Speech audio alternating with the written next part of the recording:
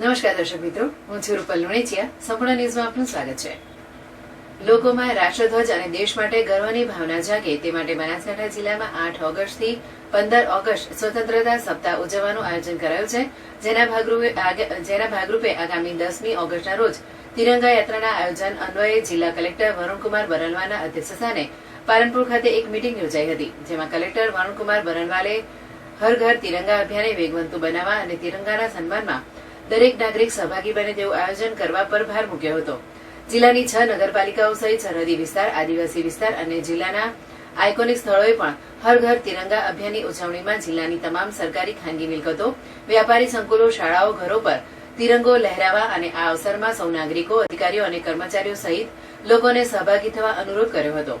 તેમજ social media પર હર ઘર તિરંગા અભિયાનના પ્રચાર પ્રસાર પર ભાર મૂક્યો હતો. તેમજ તેના સુચારુ આયોજન સંબંધિત વ્યવસ્થાઓ અંગે માર્ગદર્શન અને સૂચનાઓ અંતર્ગત વિડીયો કોન્ફરન્સ યોજી હતી. સ્વતંત્રતા સપ્તાહ ઉજવણી અંતર્ગત પરેડ, ફેન્સી ડ્રેસ સ્પર્ધા, રંગોળી ચિત્ર સ્પર્ધા જેવા વિવિધ કાર્યક્રમોનું આયોજન કરવાનું રહેશે. જેમાં પોલીસના જવાનો, શાળાના બાળકો, પરંપરાગત લોકનૃત્ય કલાકારો, અન્ય કલાકારો, પોલીસ બેન્ડ, સામાજિક સ્વૈચ્છિક સંસ્થાઓ, યોગ બોર્ડ, યુવક બોર્ડ, જિલ્લાની આઇકોનિક વ્યક્તિઓ સહિત જિલ્લાવાસીઓ સહભાગી બનશે. મીટિંગમાં નિવાસી અધિક કલેક્ટર સીપી પટેલ, જિલ્લા ગ્રામ વિકાસ એજન્સીના નિયામક આરઆઈ શેખ, નાયબ વન સંરક્ષક પરેશ ચૌધરી સહિતના અધિકારીઓ ઉપસ્થિત રહ્યા હતા.